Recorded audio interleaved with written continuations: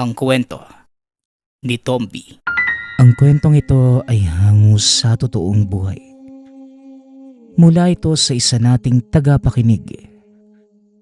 Karanasan ito ni Amaya. Walang eksaktong taon.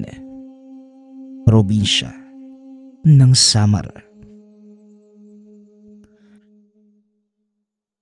Sa probinsya ng Samar, tahimik ang isang baryo sa gilid ng kagubatan. Tuwing dapit hapon, dumadampi ang malamig na hangin mula sa gubat. Ang mga tao ay nagmamadali ng pumasok sa kanya-kanyang tahanan na tila may iniiwasang dumalaw na bisita mula sa dilim ng kakahuyan. Doon nakatira si Amaya. 30 anyos na mga sandaling yun. Isang dalagang kilala bilang manggagamot ng baryo. Minana mula sa ina ang kakaibang talino, ang paggamit ng mga halamang gamot, dasal at orasyon na hindi lamang para sa lagnat o sugat, kundi maging laban sa mga puwersang hindi kayang ipaliwanag ng karaniwang tao. Mula pagkabata, si Amaya ay palaging nakikitang mag-isa sa gilid ng bundok. Nakalubog ang mga kamay sa lupa, naghukay ng ugat, o kaya'y naglalakad sa kakahuyan upang manguha ng mga dahong hindi pinapansin ng iba. Hindi ito kagaya ng mga kababaihang masaya sa palengke, nagkakatuwaan sa sayawan tuwing pista, o nakikipagkwentuhan. Tahimik lang, mapagmasid at palaging may bakas ng hiwaga sa mga mata, na tila may bigat ng nakaraan na ayaw ilantad at mga lihim na itinatago kahit sa sariling puso. Ngunit lahat ng nakagisnan, nagbago. Isang gabi, malamig ang hangin at napupuno ng katahimikan ang buong paligid. Nang dumating ang sandaling magtatakda ng bagong kapalaran, isang kapalarang hindi niya matatakasan kailanman. Habang naglalakad si Amaya pauwi mula sa gubat, dala ang mga halamang nakuha. Ramdam niya ang malamig na dampi ng hangin, at sa bawat hakbang sa madilim na daan, may kasabay na mabigat na yabag sa likuran. Alam niya na hindi ito pangkaraniwang tunog. "Sino yan?" tanong ni Amaya. Ngunit walang tugon. Tanging kaluskos ng tuyong dahon ang umaalingaw-ngaw. Dahan-dahan itong lumingon, at dito nakita ang isang nilalang na nakatayo sa hindi kalayuan.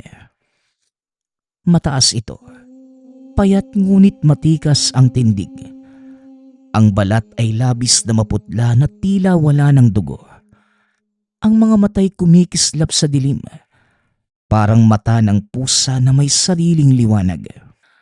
At ang pinaka nakakakilabot, ang ngiti nitong mahaba, mabangis at naglalantad ng matutulis na pangil. "Magandang gabi, Binibini. Mukhang nag-iisa ka yata." Wika ng lalaki. Nanlaki ang mga mata ni Amaya. Halos mabitawan ang sisidlang gawa sa yantok na puno ng dahon at ugat. "Anak ng isang aswang, huwag kang lumapit." Wika ni Amaya.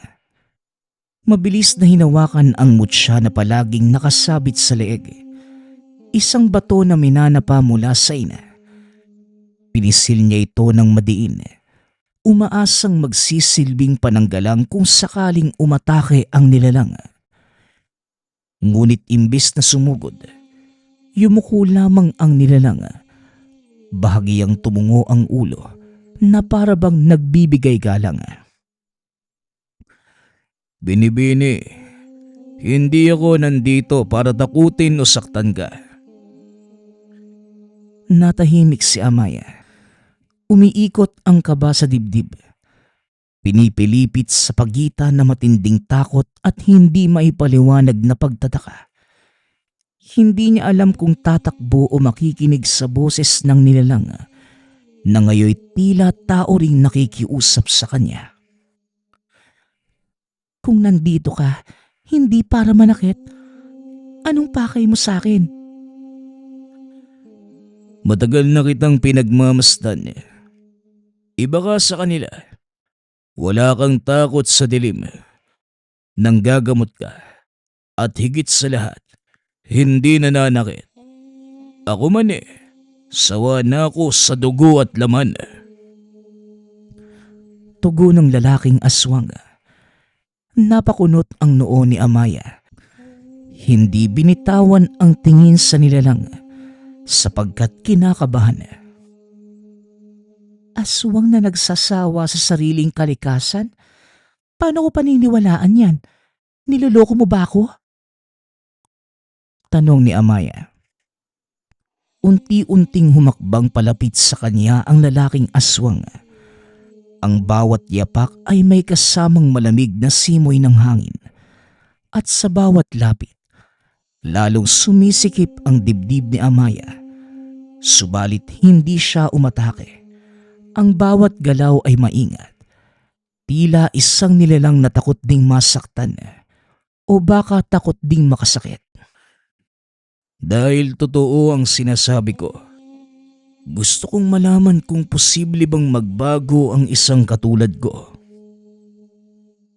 Humigpit ang hawak ni Amaya sa mutya. At bakit ako naman? Bakit ka sa akin lumalapit? Dahil ikaw lang ang may kakayahang makakita at makausap ako ng ganito. Sa iba, tanging takot lang ang nakikita at nararamdaman ko. Sa'yo, nakikita ko ang pagkilala. Sandaling natahimik ang dalaga. Hindi niya alam kung awa ba ang nararamdaman o kung niloloko lamang siya ng nilalang.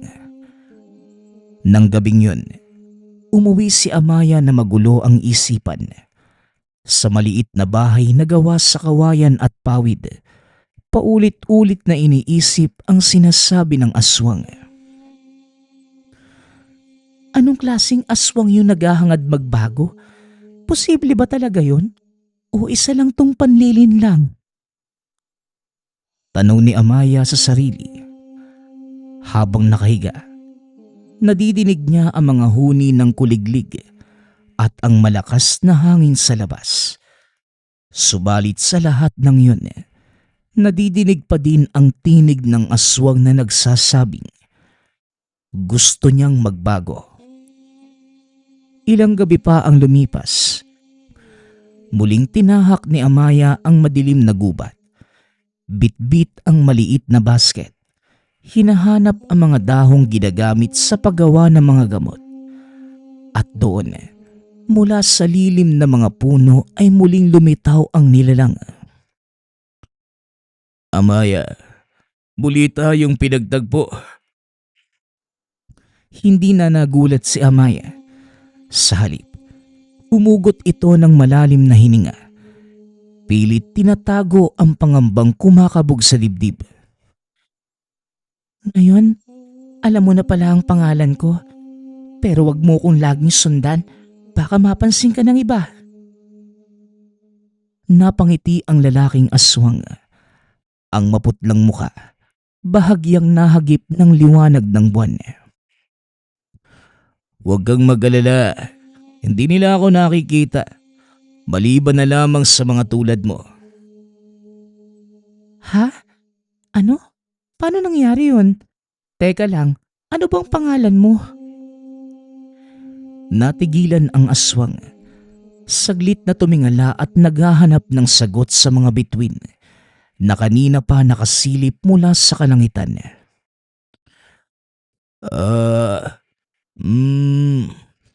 Nakalimutan ko na eh. Matagal na ako naglalakad sa dilim. Pero kung nanaisin mo sana, maaari mo kong tawaging Ibrahim. Ibrahim, Ngayon ko lang nadinig yung ganyang klaseng pangalan na. Pero maiba ko, ano ba talaga yung kailangan mo sa akin? Napatigil si Ibrahim. Kumislap ang mga mata. Hindi ko alam kung ano, ni kung paano, pero naniniwala akong ikaw ang susi. Ikaw ang makapagsasabi kung may kaligtasan pa para sa isang katulad ko. Ang tinig ni Ibrahim may halong pangungulila. Sa unang pagkakataon sa napakahabang panahon, umaasa itong may makikinig at maniniwala sa kanya. Sa pagdaan pa ng mga araw, paulit-ulit na nagtatagpo sina Amaya at Ibrahim sa gitna ng gubat. Noong una, mabigat ang bawat pag-uusap. Puno ng kaba, takot at lihim na paghihinala. Palaging nakahanda ang mutya ni Amaya at palagi ring kontrolado ang bawat kilos ni Ibrahim. Ngunit habang lumilipas ang panahon, nagsimulang mabasag ang katahimikan ng dalawa. Natuklasan ni Amaya na ang aswang na ito hindi kagad sumusugod ni hindi lumalapit para sumalakay. Sa halip, nakikinig ito. Palaging pinakikinggan ang kanyang mga kwento at pangarap para sa baryo. Habang nakaupo sila sa tabi ng ilog, binalot ng malamig na simoy ng hangin ang paligid. Napalingon si Amaya at nabitawan ang matagal na tanong. Ibrahim, bakit hindi ka nalang umalis? Kung sawa ka na sa lahat ng ito, bakit hindi mo takasan ang sumpa mo? Tanong ni Amaya. Matagal bago sumagot si Ibrahim. Tumingin ito sa tubig ng ilog, kung saan sumasalamin ang maputla niyang muka at ang kumikislap na mga mata. Hindi ganun kadali yon, Amaya. Ang dugo ng tao, para siyang apoy sa aking lalamunan. Kapag naaamoy ko, parang sinusunog yung loob ko.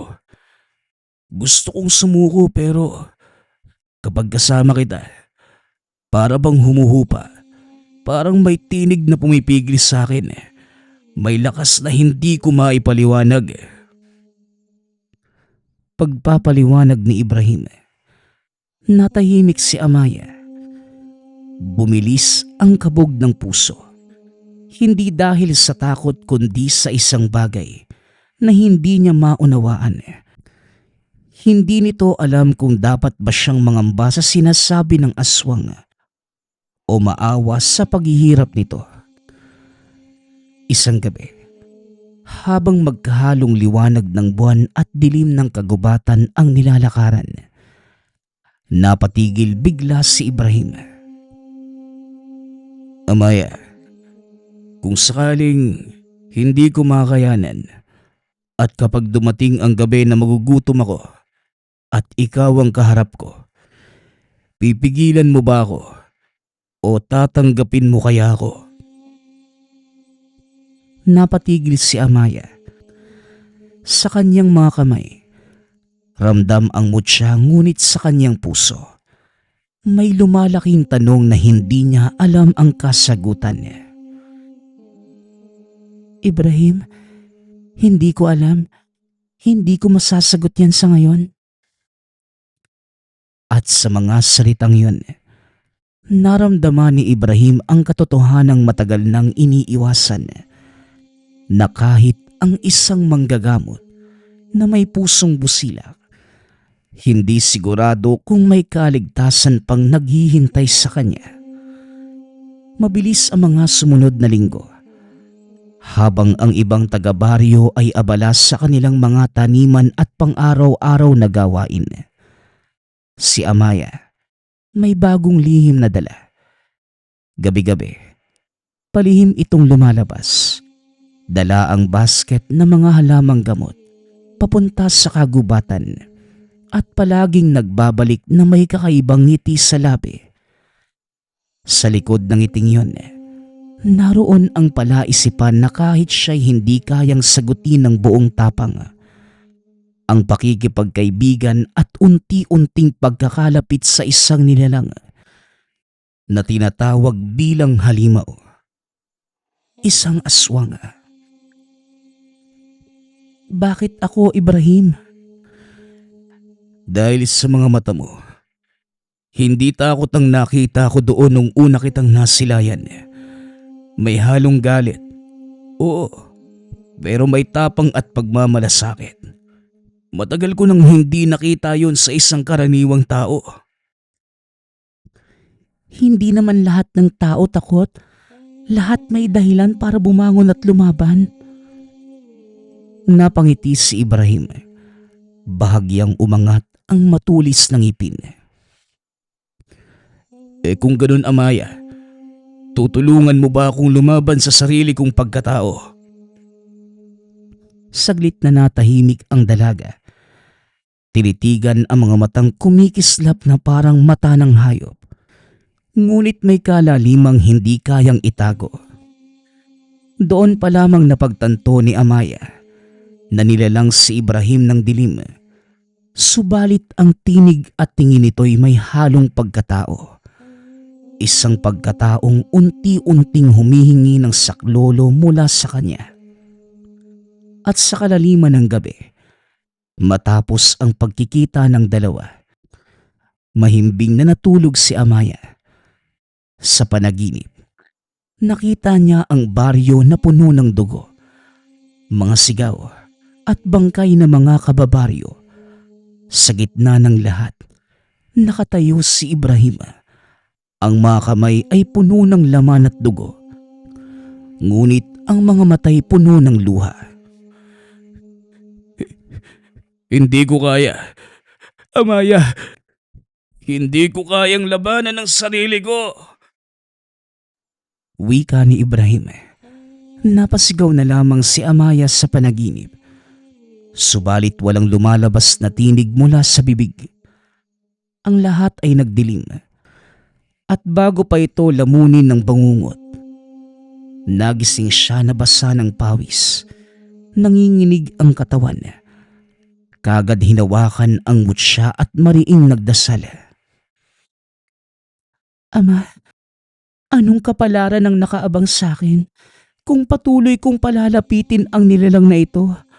Siya ba'y dapat kong tulungan o ang magiging kapahamakan ng lahat? Tanong ni Amaya sa sarili. Habang tumatagal, napansin na ng ilang taga-baryo ang kakaibang kilos ni Amaya. Si Aling Trina, matandang kapitbahay, ang unang nagkomento.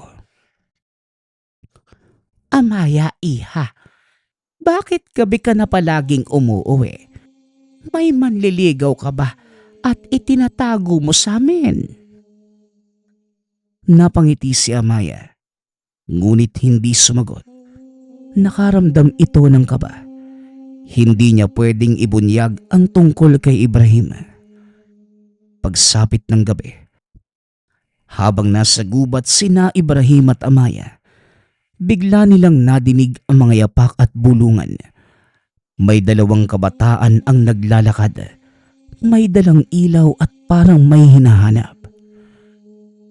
Amaya, may tao. Kailangan nating magtago. Nakilala ni Amaya ang mga tinig. Sina Jong at Sam, mga anak ng mangingisda. Naroon ang kasiyahan sa kanilang mga boses. Nadinig mo ba yung balita? May aswang daw dito sa gubat. Hanapin kaya natin. Oo, pero bulong-bulungan ngayon sa baryo. Baka raw kasama si Amaya sa mga nilalang na yun. Parang binuhusan ng malamig na tubig si Amaya. Nais niyang lumapit at itama ang nadinig, sapagkat alam niyang delikado, kaya't nagpa siya na lamang manahimik. Pagkaalis ng dalawa, lumabas si Ibrahim. Nadinig mo ba yon, Amaya? Pati ba naman ikaw, nadadamay na? Humigpit ang hawak ni Amaya sa basket na dala. Wala silang karapatan na sabihin yun. Hindi nila alam ang totoo. Pero darating din naman yung araw. Malalaman nila ang lahat ng katotohanan. Habang nakaupo sa tabing ilog, nagpasya si Amaya na itanong ang matagal na niyang gustong malaman. Ibrahim, kailan at paano ka naging aswang? Matagal na natahimik si Ibrahim. Ang mga matang palaging puno ng lakas, tila biglang nangulila. Noong bata pa ako, kagaya ng mga kabataan sa baryo mo, isa lamang akong hamak na anak ng magsasaka.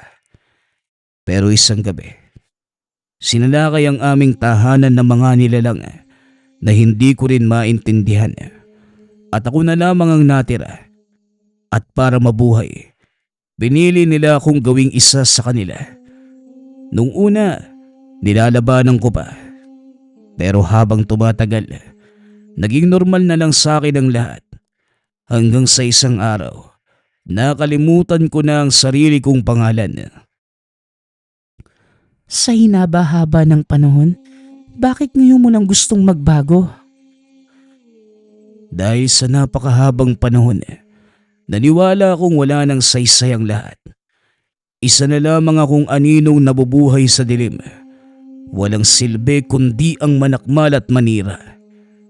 Pero nang makita kita, Amaya, naalala ko na minsan naging tao rin ako. May pamilyang yumakap sa akin ng walang takot.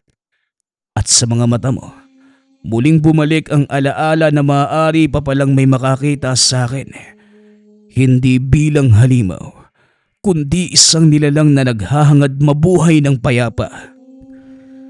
Pagpapaliwanag ni Ibrahim. Ngunit hindi maiiwasang may mangyaring kakaiba.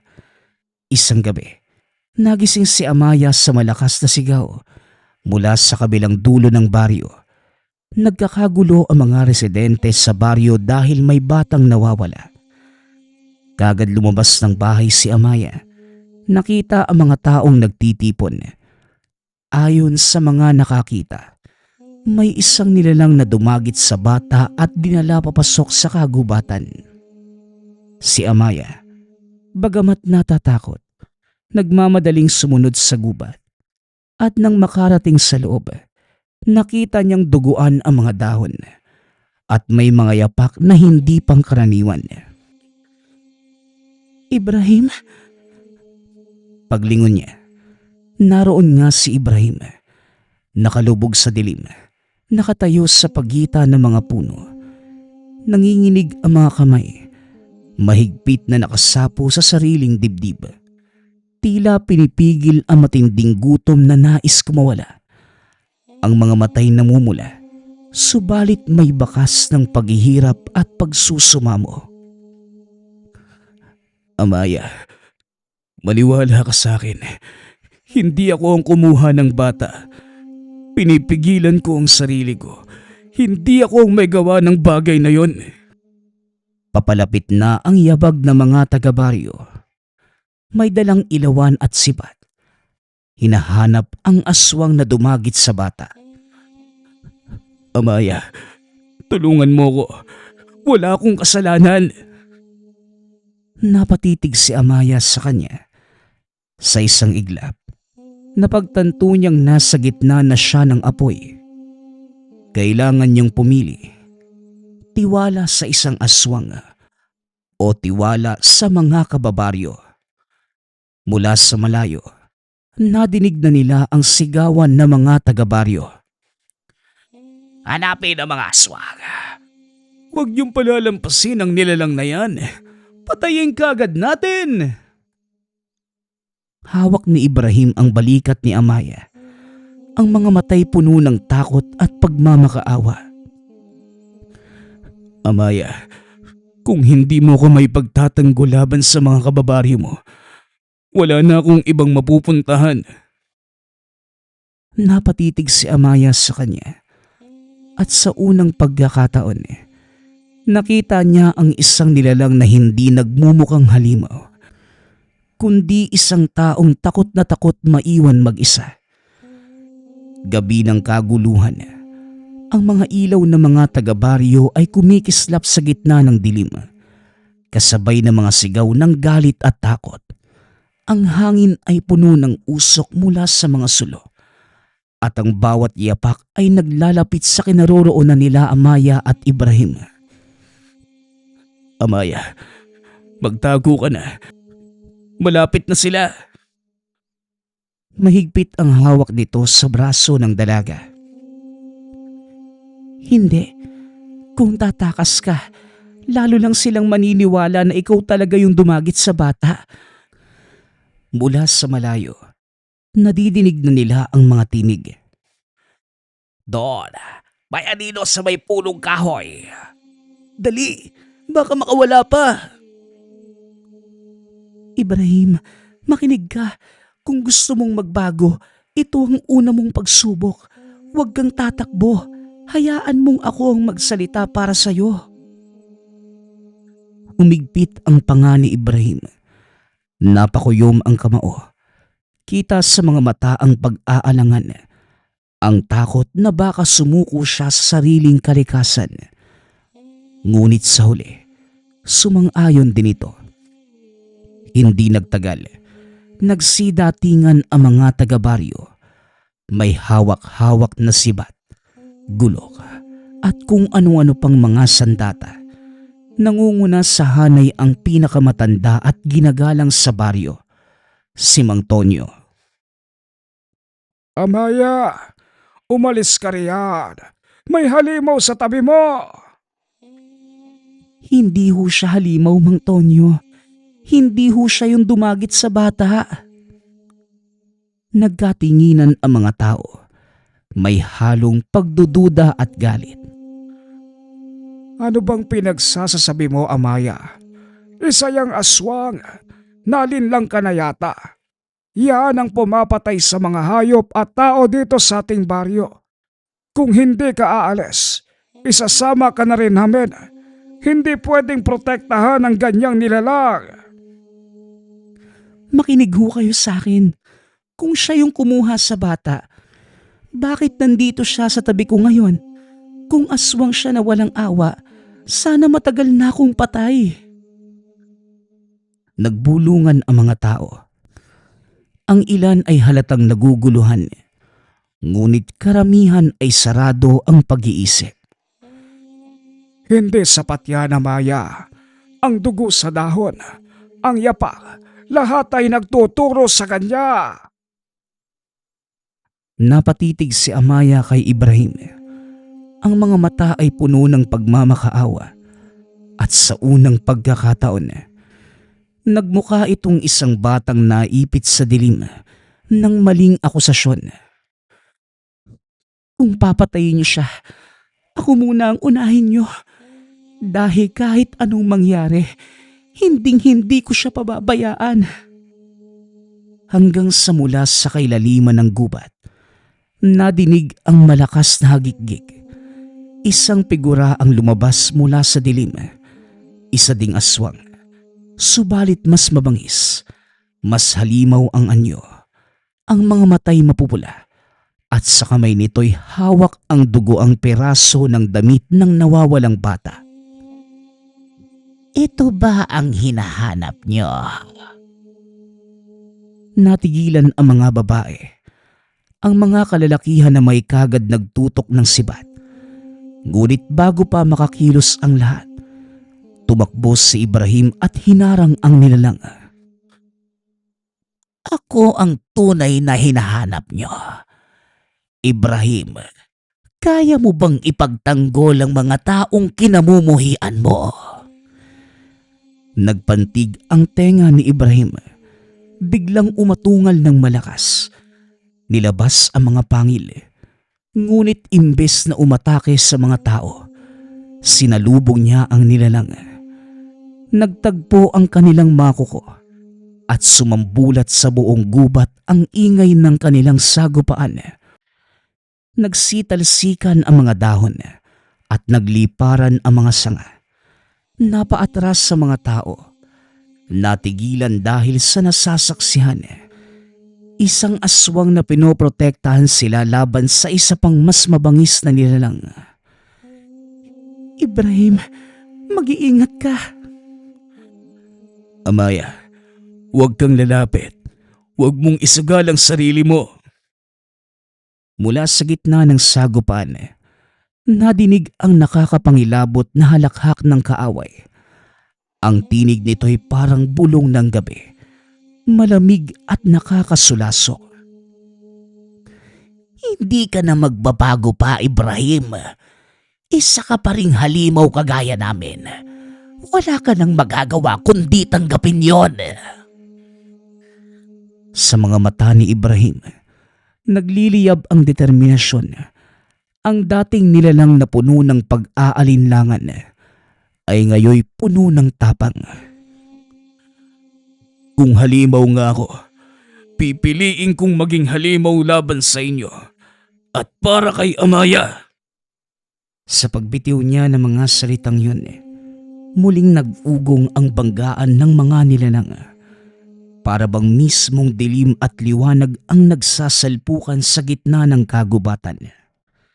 Mas lumala pa ang labanan. Ang mga kuko ng nilalang tumama sa balikat ni Ibrahim. Bumulwak ang dugo at napasigaw si Amaya. Ngunit hindi umatras ang dalaga. Sa halip, kinuha niya ang isang pirasong halamang gamot. Tinadtad, sabay bigkas ng orasyon na makakatulong pandagdag sa lakas at depensa. Itinapon niya sa kalaban. Bigla itong umusok habang sumisigaw sa sakit.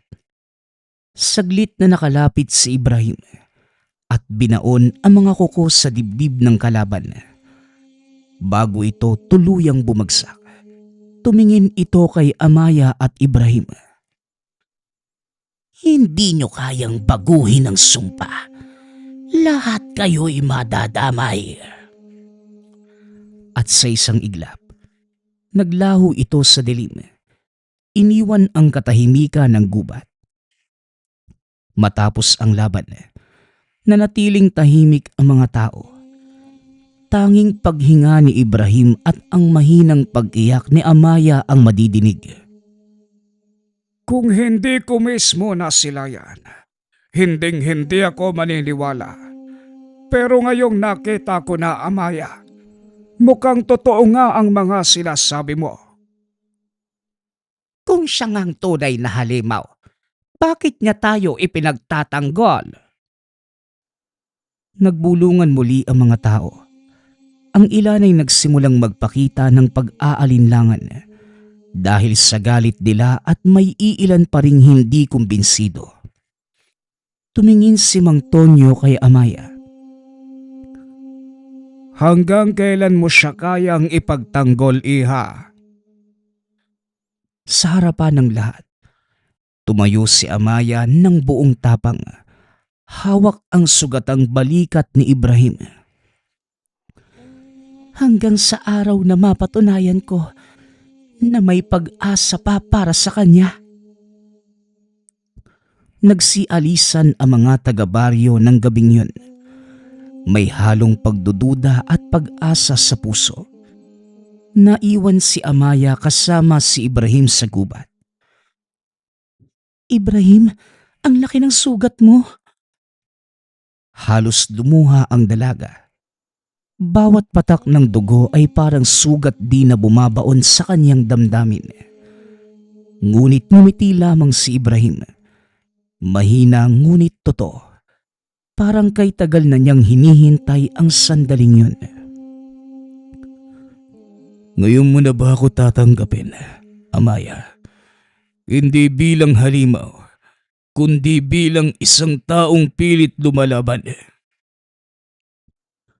Napatingin si Amaya sa kanya. Sa mga mata ni Ibrahim, hindi na lamang siya nakakita ng dilim, kundi isang apoy na mahina, nagsusumikap na manatiling buhay. At sa gitna ng katahimikan ng gubat, naramdaman ni Amaya ang sariling tibok ng puso.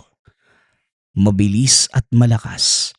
Nagsasabi na ang damdamin niya para sa nilalang ay higit pa sa awa at higit din sa pakikipagkaibigan.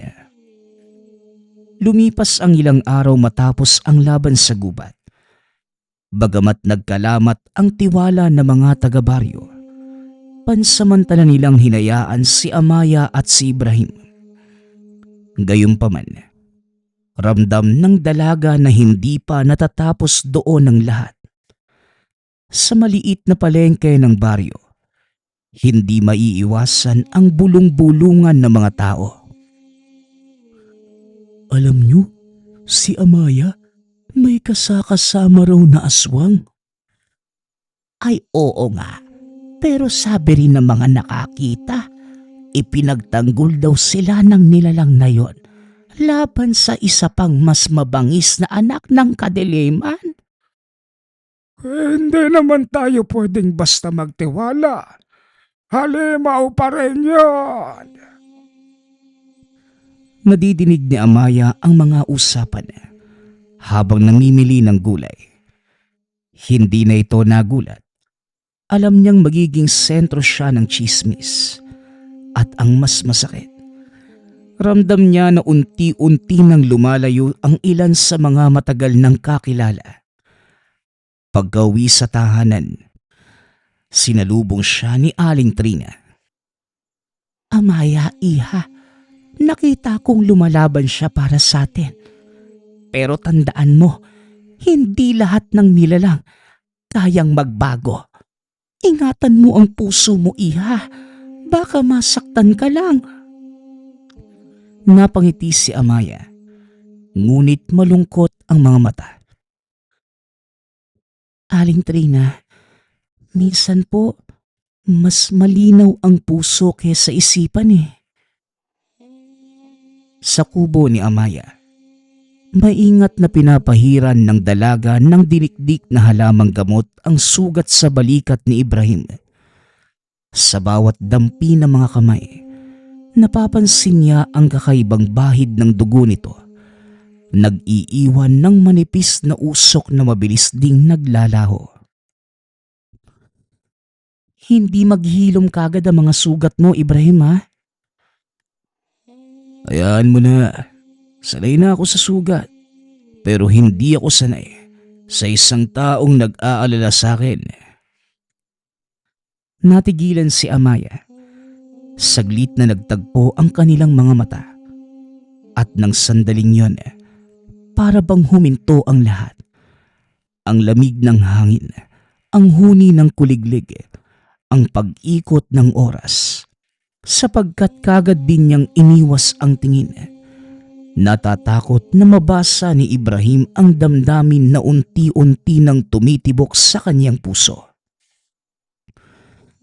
Ibrahim, matanong ko lang, noong lumabang ka sa kapwa mo aswang, hindi ba yun mahirap para sa'yo? Para akong lumalaban sa sarili kong anino. Pero, alam mo, mas mahirap kung ikaw yung masasaktan. Kaya kahit anong mangyari, Amaya, uunahin kong protektahan ka. Wika ni Ibrahim. Hanggang sa isang gabi, habang nag-iigib si Amaya ng tubig sa balon, nakadinig siya ng malakas na huni ng uwak. Pagkalingon niya, may nakatayo sa dulo ng daan. Isang figurang nakabalot sa itim, nakamasid sa kanya. Amaya, hindi ka dapat sumasama sa kanya. May kapalit ang lahat ng yun. Sino ka? Ngunit bago pa tuluyang makalapit, biglang naglaho ang figura. Iniwan ang malamig na hangin at ang uwak na lumilipad palayo. Kinilabutan si Amaya. Hindi na siya nag-aksaya pa ng oras. Kaagad nang tumakbo pabalik sa kubo. Hingal na hingal at halos mabitawan ang dalang timba. Ibrahim, may nakita ako. Isang figura. Parang anino na nakamasid sa akin. Wika ni Amaya. Nanlaki ang mga mata ni Ibrahim. Tumindig ang kanyang katawan. Sila yon, ang mga tunay na pinagmula ng sumpa. Ang mga mas matatanda, mas makapangyarihan, at mas gutom kaysa sa akin. Ang ibig sabihin, hindi pa talaga tapos ang lahat. Hindi pa, Amaya. At kung nakita ka nila, Amaya, ibig sabihin, ikaw na ang susunod nilang gugustuhin. Alam ni Amaya na hindi na siya makakaligtas, pati na rin ang buong baryo, kaya kinausap niya si Ibrahim. Kung totoo ang sinasabi mo, kailangan nating maghanda. Hindi lang ako nasa panganib, kundi pati sila. Pero Amaya, kapag pinaglaban natin ito, lalo lang nilang makikita na kakampi kita. Baka ikaw ang pagbalingan ng galit ng buong baryo. Kung yun yung kapalit, tatanggapin ko. Hindi ko hahayaan na masaktan ng mga inosente. Sa unang pagkakataon nakangiti si Ibrahim ng may pag-asa. Alam mo, hindi ka kagaya ng iba. Kaya marahil, kaya kita minahal dahil ganyan ka. Tila huminto ang mundo para kay Amaya. Halos tumigil ang paghinga. Ang salitang minahal, tumama sa dibdib niya na parang sugat na nanunuot at gamot na nagbibigay lakas. Sabay na nagpahina at nagpatibay sa kanya. Ibrahim, huwag mong sabihin yan kung hindi mo kayang panindigan. Paninindigan ko, Amaya. Kahit ikamatay ko pa. Matapos yun, kinabukasan, dumating ang balitang kiniyanig ng buong baryo. 2 mangingisda ang natagpuang wala ng buhay sa ilog. Walang laman ang tiyan at duguan ng leeg. Kagad nagtipon ang mga tao. Kaya sabi ko, hindi talaga sapat yung pagtitiwala Kaya nga, yung mga aswang na yun, sila ang may kagagawan. Dagdag ng iba. Muli, si Mang Tonyo ang pumagitna. Mga kababayan, nakita natin noong nakaraan na may isa pang nilalang na mas mabangis. Hindi tayo pwedeng magpadalos-dalos. Kailangan nating maging handa. Habang nagkakagulo ang lahat, naroon si Amaya sa likod. Tahimik lamang na nakikinig. Ramdam ang bigat ng titig ng mga tao na tila siya rin ay tinuturing na kasabwat. Pagkabalik sa kubo, naroon na si Ibrahim. Seryoso ang muka. Amaya, sila na yun. Unti-unti na nilang sinasalakay ang baryo. At kung hindi natin sila haharapin, mas marami pang mamamatay. Nang gabing yun, taimtim na nalalangin si Amaya. Nasa harapan ng maliit na altar. Nakapatong sa ibabaw ang ilang dahon ng insenso at ang mutsyang palagi niyang dala. Sa tabi nito, naroon ang mga kasangkapang iniwan ng yumaong ina. Ang mga lumang bote ng langis, pinatuyong halamang gamot, at mga piraso ng tela na may nakaburdang dasal. Ina, kung nadidinig mo ko, bigyan niyo ako ng lakas. Hindi ko alam kung tama bang ipaglaban ang isang tulad niya. Pero sa puso ko, nararamdaman kong may natitirang kabutihan sa kanya. At kung siya man ang dahilan ng kapahamakan ko, tatanggapin ko. Sa dilim ng kubo, Lumapit si Ibrahim at marahang hinawakan ang balikat ni Amaya. Amaya, hindi ka nag-iisa. Kung lalaban tayo, sabay nating haharapin ang hamon. Sa kalagitnaan ng gabi, muling nadinig ang mga sigaw mula sa baryo. Tumakbo si Amaya at Ibrahim papunta sa pinagmumulan at dito nakita ang nakakatindig balahibong tanawin. 3 nilalang nakahawig ni Ibrahim. Mas matanda at mas malupit ang anyo. Ang mga matay pulang nagliliyab at ang mga kukoy mahaba na parang pangil ng hayop. Amaya, nandito na sila. Maghanda ka. Bago pa makagalaw si Ibrahim, nagsalita ang isa sa mga nilalang. Ang tinig ay malalim at mabigat. Ibrahim, bumalik ka na sa amin. Huwag mong sayangin ang sarili mo sa isang tao. Hindi ka nababagay sa kanila. Napatingin si Ibrahim kay Amaya at dito nagsimula ang pinakamatinding laban ng buhay. Hindi lamang laban sa mga halimaw na katulad niya, kundi laban sa tanong kung saan nga ba talaga siya nababagay. Bumigat ang hangin sa gabi. Puno ng amoy ng dugo at usok mula sa mga sigaw ng mga taga-baryo. Ang 3 matatandang nilalang nakatayo sa ilalim ng liwanag ng buwan, habang si Ibrahim at si Amaya nakaharap sa kanila.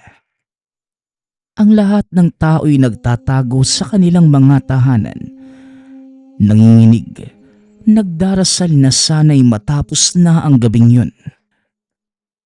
Ibrahim, sawa na kami sa iyong pagtakbo. Ang dugo mo'y sa amin pa rin babalik. Sumama ka na at kakalimutan naming pinagtanggol mo ang may hinang to. Ngunit mariing humakbang si Ibrahim. Hawak ang matalim niyang kuko. Hindi na ako sa inyo. Kung kailangan kong maging taksil, tatanggapin ko. Dahil dito ko nakita kung ano ang tunay na buhay. Dumagundong ang halakhak ng isa pang nilalang. Tunay na buhay. Sa isang mangmang na babae, gagamitin ka lang niya, Ibrahim. At kapag namatay siya, saan ka pupulutin? Sa basurahan ng mga tao. Dito na nag-init ang dugo ni Ibrahim. Hindi mo siya pwedeng galawin. Ako ang makakalaban mo. Mabilis na sumugod ang isa sa mga nilalang. Mahaba ang kuko at matalimang pangil. Sa isang iglap, nagtagpo ang lakas nila Ibrahim at ng mga nilalang. Nagbanggaan ang mga kuko. Naggalat ang apoy ng pagkakabangga. Kagad namang kumilos si Amaya. Hawak ang maliit na pulang supot na mga halamang gamot na inihanda. Ipinahid niya sa palad ang langis na may halong bawang at tuyong dahon. Nang sumugod ang pangalawang nilalang, mabilis itong pinahid sa balat ng halimaw. Sumigaw at nagliyab ang balat na parang sinunog ng apoy. Nagulat ang nilalang. Hindi makapaniwala na isang mortal ang makakapanakit sa kanya. Walang iyakang babae ka. Ito ang nararapat sa'yo. Mabilis itong humakbang. Handang sugurin si Amaya subalit kagad humarang si Ibrahim. Sinalo ang pag-atake gamit ang sariling katawan. Tumilapon sila pareho at bumagsak sa lupa. 2 na lamang ang natitira. Ang pinakamatanda sa kanila ay umamba ng malakas na sumpa. Isang puwersa na nagdulot ng pag-ikot ng hangin. Biglang bumigat ang dibdib ni Amaya. Pakiramdam ay tila hinihigop ang hininga. Hindi mo siya maaagaw sa amin, Ibrahim. Ang dugo niya ang kabayaran ng iyong pagtataksil. Hindi. Walang makakakuha kay Amaya. Ako ang kalabanin niyo. Sumigaw si Ibrahim. Mabilis na sumugod. Nagbanggaan sila. At sa gitna ng kaguluhan, parehong sugatan at hinihingal ang dalawang nilalang. Napansin ni Amaya na habang tumatagal, humihina na si Ibrahim. Ang sugat mula sa nakaraang laban, muling bumuka at ang dugo'y patuloy na umaagos. Ibrahim, hindi mo kayang mag-isa. Kailangan mong gamitin ang sinabi mo sa akin noon. Gamitin mo ang puso mo. Napangiti si Ibrahim kahit duguan. Kung puso ang puhunan, Amaya, ito na ang lahat ng akin. At sa huling pag-atake, sinunggaba ni Ibrahim ang pinakamatandang nilalang. Sabay baon ng sariling mga kuko sa dibdib nito. Kasabay nun, bumaon din ang pangil ng nilalang sa kanyang leeg. Sa huling lakas ni Ibrahim, hinila niya ang nilalang at pinasok sa sariling katawan gamit ang sumpa ng kanilang kalahi. Nagliyab ang buong paligid at sa isang ilap, parehong naglaho ang nilalang at si Ibrahim. Iniwan ang abo na nagkalat sa hangin. Matapos ang matinding pagtutuos, unti-unting lumabas ang mga tao. Gulat na gulat sa nasaksihan. Habang si Amaya, nakaluhod sa abo, umiiyak at nanginginig. Ibrahim, bakit mo ko iniwan? Lumapit si Mang Tonyo sa dalaga. Nilagay ang kamay sa balikat. Sigurado ko, Amaya, na ginawa niya yon hindi bilang halimaw, kundi bilang tao na natutong magmahal. Huwag mong kakalimutan yon, Amaya. Sana'y manatiling buhay si Ibrahim sa iyong puso. Wika ni Mang Tonyo. Lumipas pa ang mga araw at muling bumalik ang kapayapaan at katahimikan sa baryo. Habang si Amaya patuloy sa panggagamot, subalit sa kanyang puso at isipan, nakabaon ang pag-asang muling makikita si Ibrahim. Palagi itong umakyat sa kabundukan, hinahabol ang mga alaala ng tinig.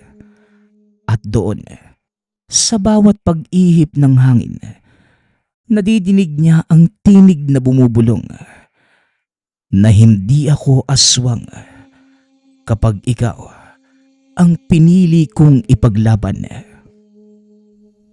Nagpapasalamat nga pala ako sa lahat ng sumusuporta sa ating channel. Nawa ay patuloy niyong suportahan at pakinggan ang ating mga kwento. Hanggang sa muling pakikinig. Paalam.